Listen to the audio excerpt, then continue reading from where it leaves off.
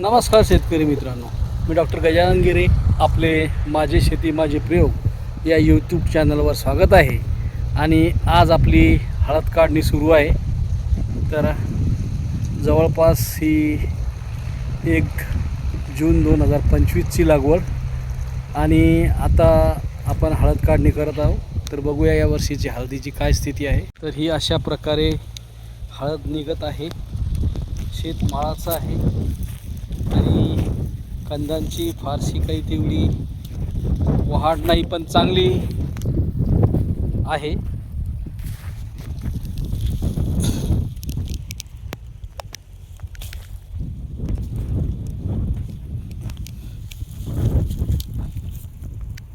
अशा प्रकारे ही हळद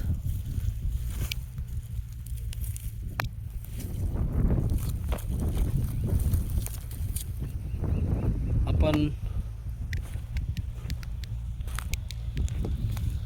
पंजीच्या साहाय्यानं काढलेली आहे. काकर पद्धतीची लागवड होती.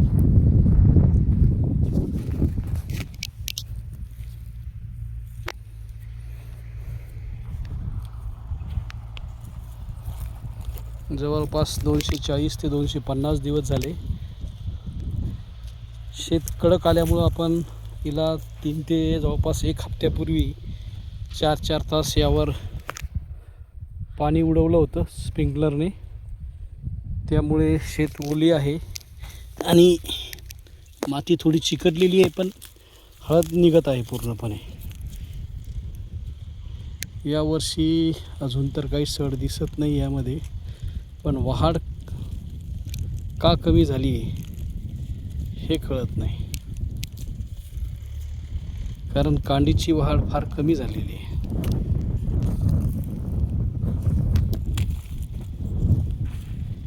हे असं जवळपास हे 1 एकर हळदीचं क्षेत्र आहे. आता या साईडनं आपण हे तिरीनं एक वेळ काढून घेतली आणि आता परत त्याच काकरनं ट्रॅक्टर थोडं स्पीडमध्ये येऊ द्यायचं, म्हणजे जी काही मातीत दबलेली हळद आहे ती मोकळी होते, थोडीफार माती मोकळी होते.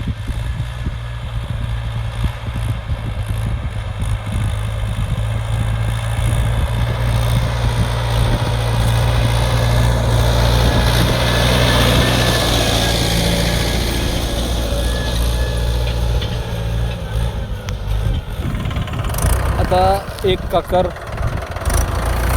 मधात गॅप सोडून 2 काकराचा गॅप सोडून आता हे परत आता हे काढणं सुरू.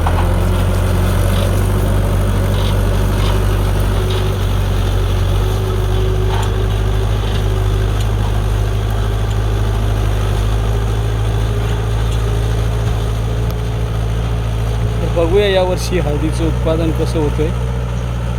मजुरांची टंचाई आणि भाव खूप वाढलेला आहे.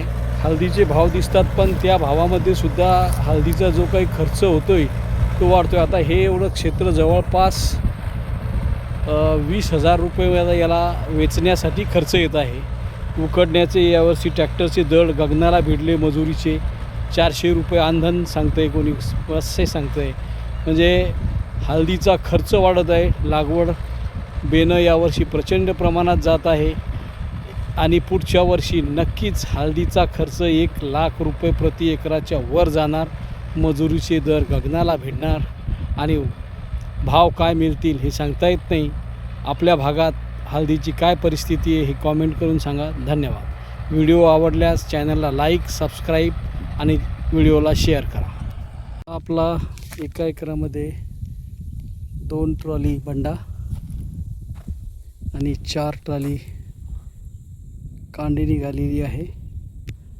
यामधला 1 ट्रॉली बेण्यामध्ये जाईल. आज फायनल टच सर्व.